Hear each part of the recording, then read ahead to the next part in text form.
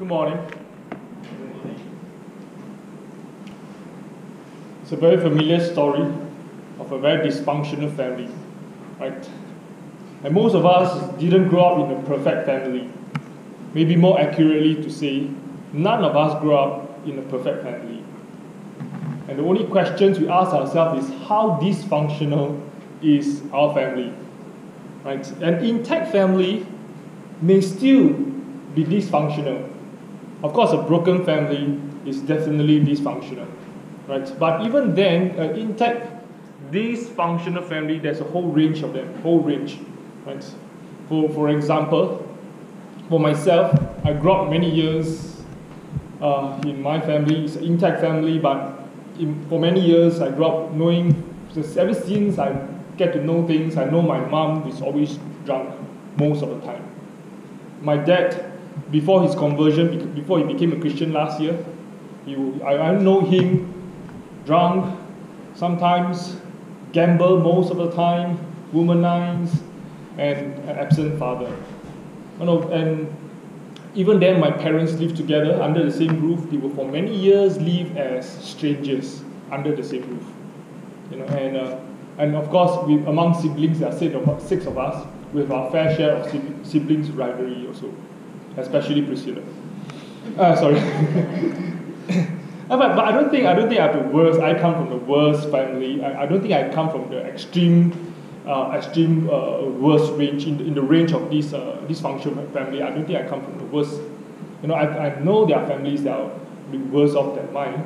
But and then on the other hand, the broken dysfunctional family, there is also a range, from a very terrible one to those that are already not so good, but they are still putting things together. And sad to say, sometimes when you look at Christian homes can also be dysfunctional. And there are many factors that contribute to a dysfunctional family. Many factors that contribute to the brokenness of a home. Today, we'll take a look at this passage in Genesis 37, and we'll see this dysfunctional family and what are the factors that contribute to the dysfunctional family. So you may come with me in Genesis chapter 31, verse 1, and it begins with saying that this is the generation of Jacob. Verse 1 and 2. This is the generation of Jacob, his family members. This is you can compare this to chapter 36, which we preached last year. Chapter 36, verse 1, and it says this is the generation of Esau, his brother. Can you see? So he put these two genealogies side by side, chapter 36 and chapter 37. And he says, begin with chapter 36, this is the genealogies of Esau. Now he says this is the genealogies, or this is the family generation of Jacob. So he's putting two of them together, as if Moses, the writer, was trying to compare and contrast these two brothers. If you recall, when we preached on Genesis 36, this is what we said. Something like this. I gave a diagram, something like this. There were two lists or two lines that Moses was trying to trace: the godly line and the ungodly line. So from beginning of Genesis chapter 4 onwards, he was trying to trace the ungodly line: Cain, Ham, Canaan, Ishmael, and chapter 36 was about Esau. Then the godly line was about Seth, Shem, Abraham, Isaac, and now chapter 37, Jacob. He's trying to trace and compare and contrast these two lines. So we need to take a closer look at this godly line today in chapter 37 in the life of Jacob. Verse 2 to verse 11, the dysfunctional family. Verse 2, there was already a hint of dysfunctionality in this family. And we began to describe about Joseph at the age of 17, a young teenager. He pastured the flock with his other brothers, 10 other brothers. You must remember, these 10 other brothers, all of them come from 4 different mothers, one father. Remember that in the earlier chapter 30, there was Leah, there was Rachel, and over here mentioned Bilhah and Zilpah. So there are 4 mothers, and this, right from chapter 30, there was already this unhealthy competition between Leah and Rachel. Unhealthy competition, trying to outdo each other. And Joseph himself comes from Rachel, and he has also a very young brother, which is not mentioned here, but it's mentioned earlier. He's probably, by now, his young brother is probably either a toddler or a very young boy.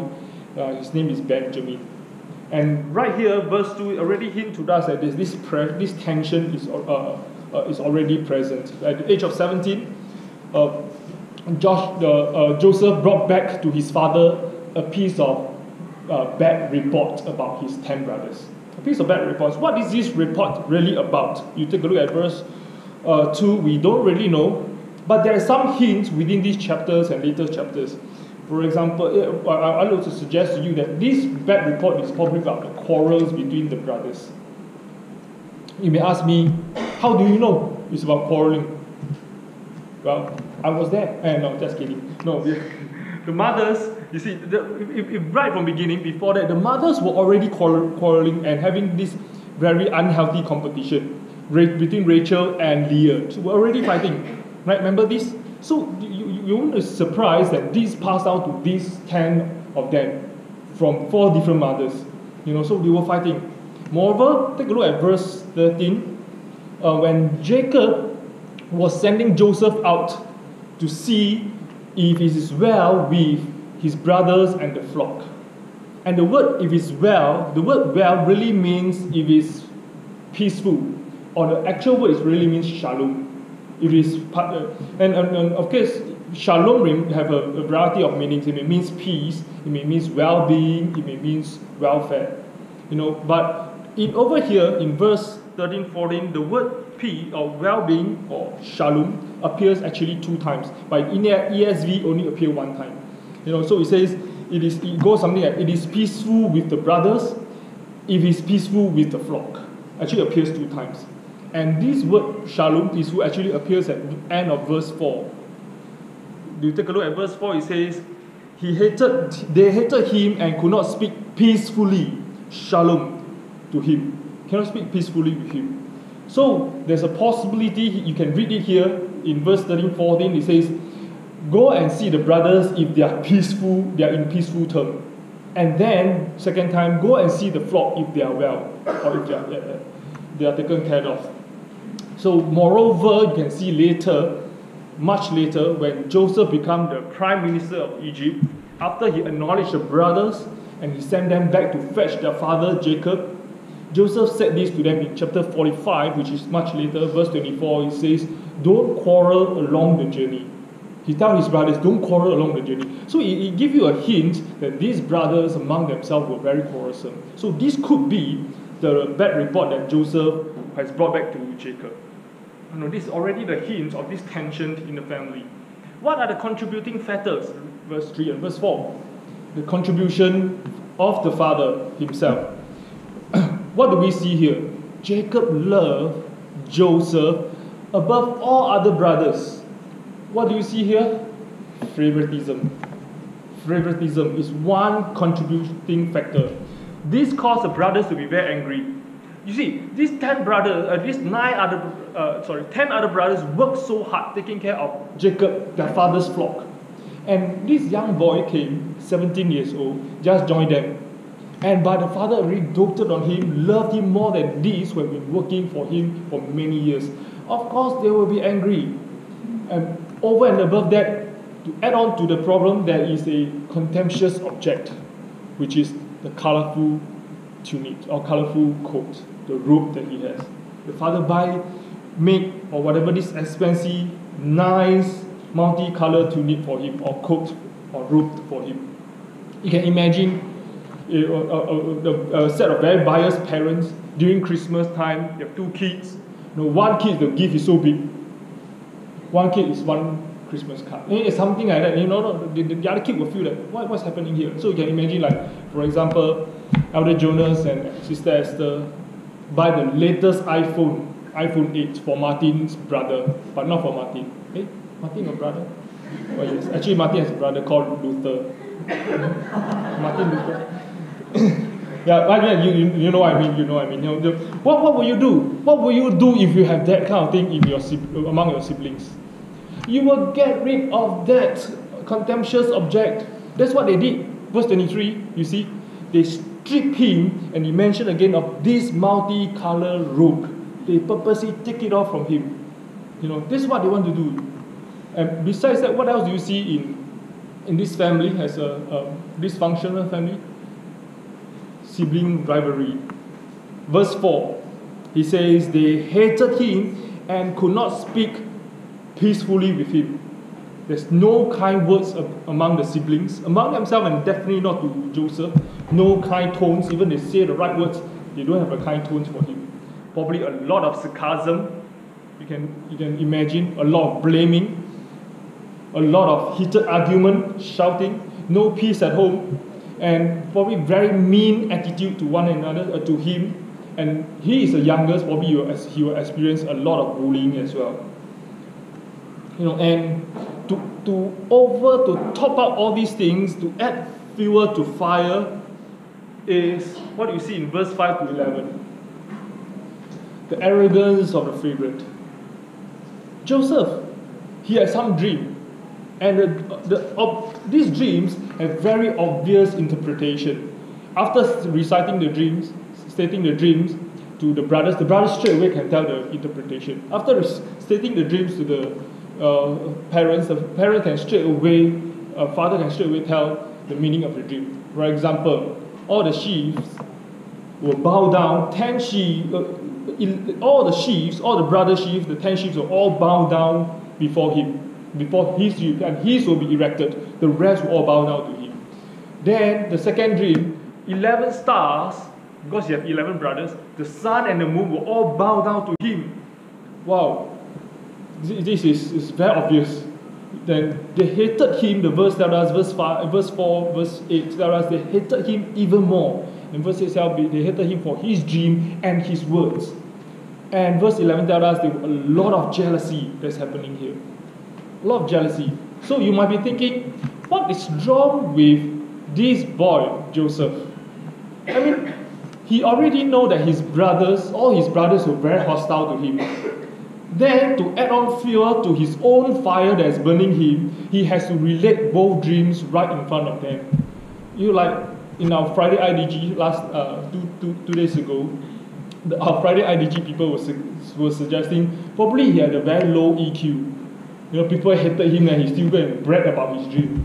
Or maybe the other possibility I put here is what contributed to this is he's so full of himself that he's not aware of how people think, how people feel. Or worse, he doesn't care. Can you see? Have you met people who are so full of themselves, they are not aware of how people think about them? Or maybe they are, but they don't care.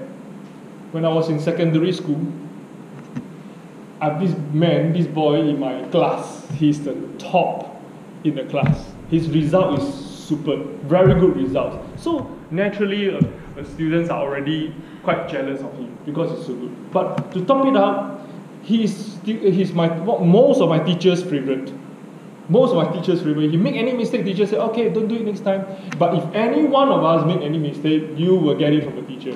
So it's a very obvious favoritism, And so a lot of students are not happy with him, and they will make fun of him, especially during Chinese class. He's good both in English and Chinese, and the rest of us Chinese cannot make it. So we will always make fun of him, And to add fuel to the whole fire, do you know what he did? At the end of the final exam, he will go around cancelling our name. What do I mean? He somehow found our whole class name list. Then he come to one by one. He says, what's your English result? Chinese? He suddenly stood in front of me and I said, what do you want? He said, what's your English result for final? I said, this one. Okay, Chinese, arts, science, Okay, everything lose me. Then he cancelled my name. What's he doing? Then I see him go to the other table. He did the same thing, other table. Then finally he cancelled the whole class name out. Then he became the top. I was like, wow, wow. This is very, very sympathetic of you. So everybody hated him because he's so full of himself. Joseph is like that, probably. He's so full of himself, he's oblivious to how people feel about him. Or he's apathetic, he doesn't care. And he's not aware. Why? He's a favorite one. Why does he care? His father is doting on him. He has a big support, or in Chinese says it's a Kao San, one big mountain behind him. Why should he be afraid? Right? So this contributed to all the problems in this dysfunctional family. In implication,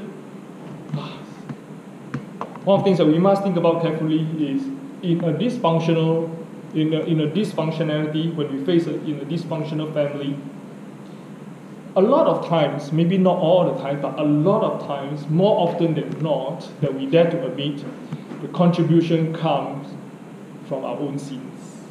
The contribution comes from our own sins. It could be the parents who show favoritism, unknowingly, knowingly, because of the looks, the abilities, the performance, or it could be the favorite one who shows a lot of arrogance. Or it could be the sinful response of the brothers in hatred and jealousy. It could be one of these, or it could be a combination of these, or it could be all of these things are all in play. So when you see a family fighting, when you see a family having disunity, a lot of quarrels, disharmony, tension in the family, well, the factors are not external. Yes, there are sometimes external factors, but a lot of time, many times, more than we dare to admit, a lot of times the factors are from within us. It could be, I put there, our sinful propagation. We are the one who propagate it. We are one who initiate it. Favoritism, arrogance, or our sinful response to a negative situation. Hatred, jealousy, bullying, meanness. It could be any of this. So when we face in a family of dysfunctionality, a lot of times the factors are not external. A lot of times the factors are from me, from my heart. It's either I'm the one who provoke it, or I'm the one who respond sinfully to it. And I want to tell you something. The truth is, this is the same with the spiritual family, the church. When they are within the church, there are a lot of fightings, a lot of disunity, gossips, or tension. It's not merely because of external factors. No.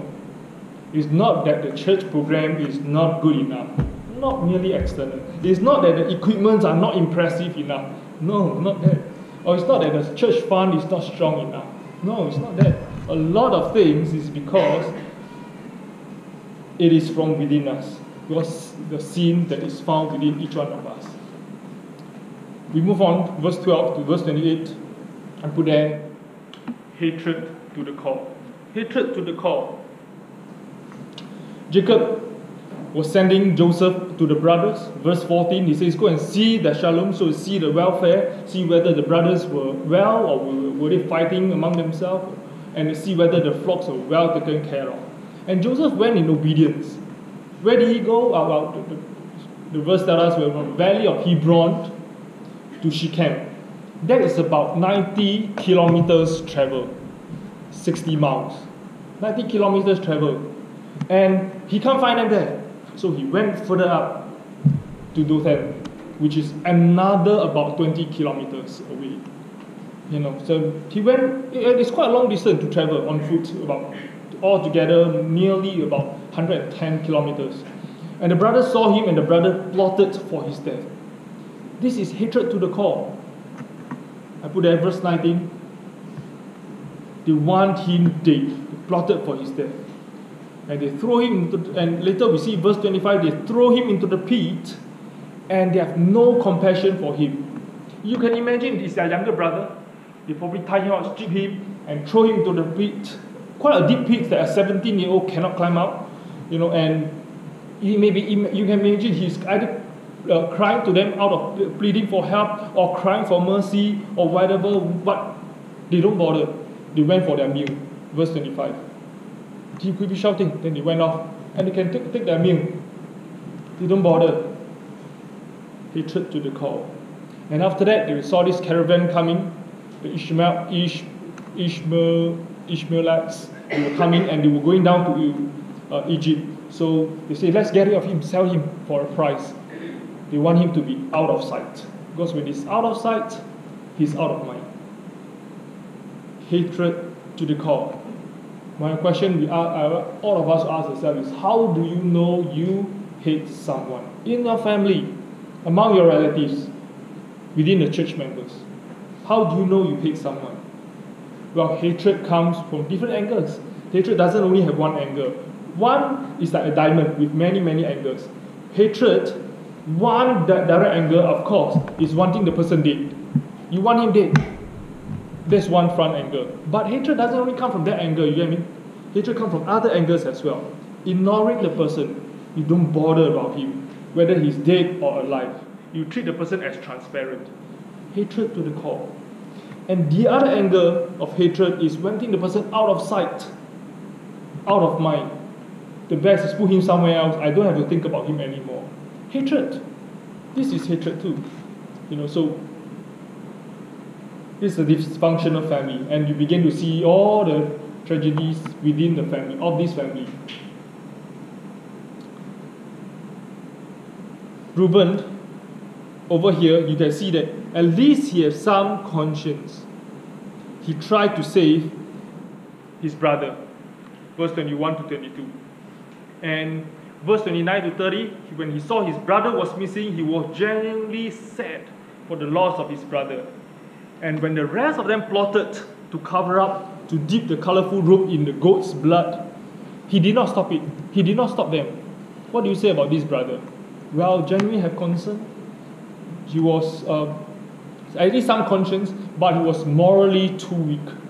He's morally too weak. He can't stop the rest of the brother. They will try to deceive, and he can't stop them. And even later part, we see that he saw his old father in deep grief. He still did not tell the truth. He covered up with the rest. How about the rest of the brothers here? Well, you can see them. They were scheming. They deceived their father using the rope dipped in the blood. And you can also say that they are heartless. They see that this old man, the father, was so deep in grief for many days. None of them was moved. None. They were not moved to tell the truth. And none of them was moved to do the right thing, at least to go and find or get back the brother. None of them did that. They were heartless. They were scheming, they were heartless, and they were hypocritical. Verse 35, all the brothers try to console the father.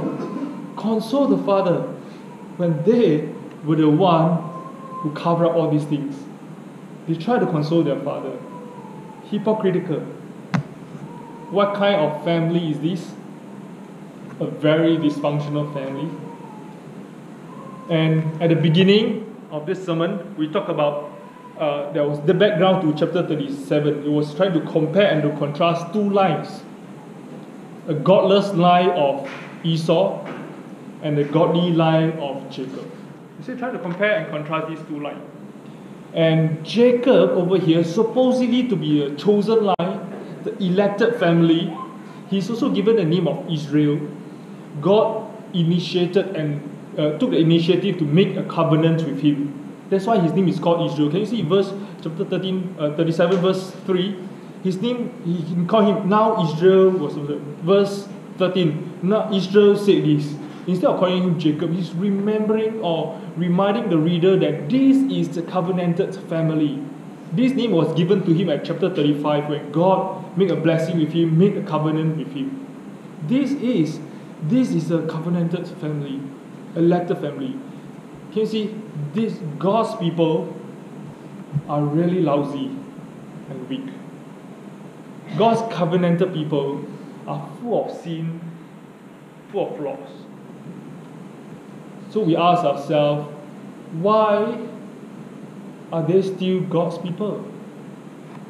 Why did God still choose them and make covenant with them? Why? Well, I suggest to you when you take a step back, when these two lists, chapter 36 and 37, were given, one of the things we must think about deeply was what God has already begun. I put that God's choice is based on His grace, not our merits. You see, Jacob's family is not any better than Esau. God's choice of His people to choose us, to choose His people, was based on His grace and not our merits. Not because they were better, not because we are good, but because God is good. Not because we were born godly, but because He is gracious. God is gracious. Verse 36, there's a hint of hope here, shows that Joseph did not die. In fact, he went to Egypt. In fact, later on, you know the story from a children's Sunday school, you ever heard this already, that in fact through Joseph, God ultimately saved His people from this terrible famine. Otherwise, they would have been wiped out and would die. So through Joseph, God saved His people. This verse 36 shows that this is not the end of everything. The situation of God's people, the weaknesses that they display, their sinfulness, they do not have the last say. And I put here, because God is still working to rescue His people from their sins within. God is still working to redeem them from their own hearts, sinful hearts.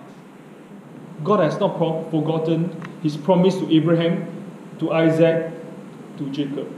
He's not done with this biased Jacob, who showed a lot of favoritism. And He's not done with this arrogant Joseph.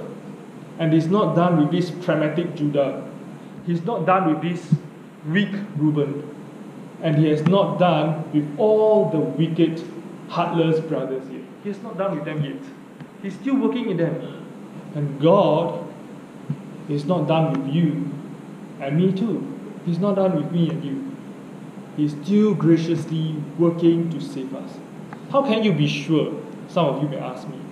Well, you may come with me to stand one step back and look at this chapter in the light of the whole scripture, whole Bible itself. Let me show you the life of Joseph. Joseph, he was a favorite son in this passage. He was sent to seek the shalom, the peace of his brothers. And he was faced with jealousy and hatred. And finally, he was gotten rid of by his brothers. Right? But at the same time, many years later, many years later, God sent His beloved Son to seek the true shalom of His people. He too faced jealousy and hatred of the Jewish people, and finally he was gotten rid of. He died on the cross. The first Joseph was clothed with a multicolored robe. The better Joseph was clothed with righteousness.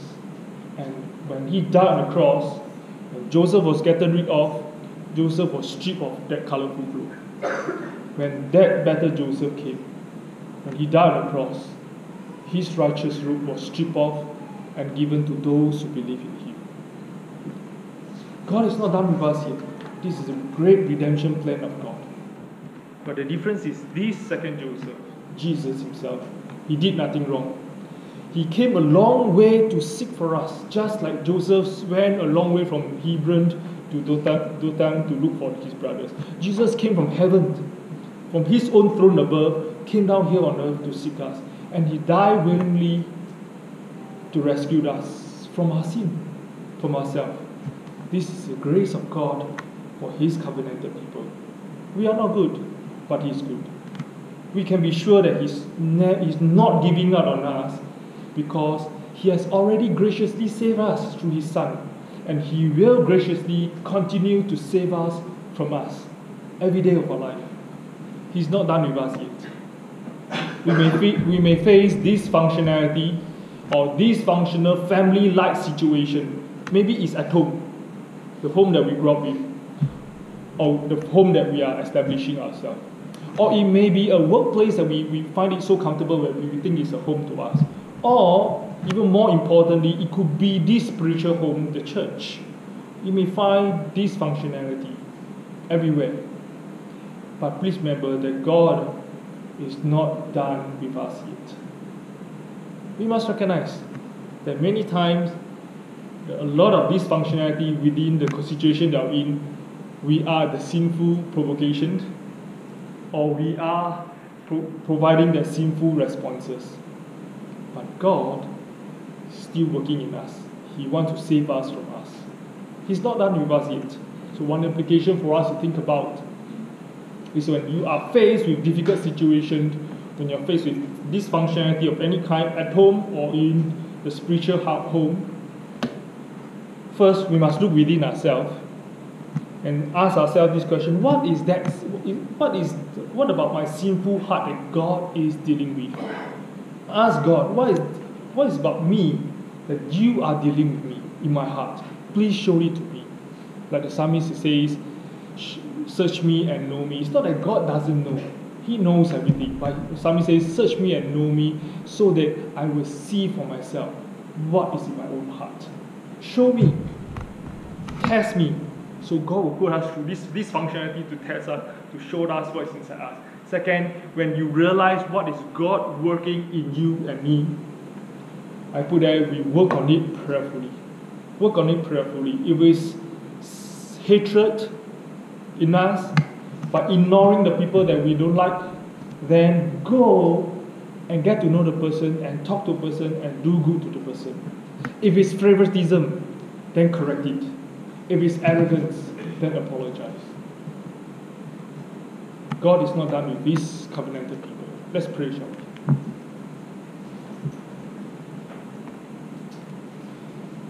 Thank you, Lord, for a gracious act in this family of Jacob.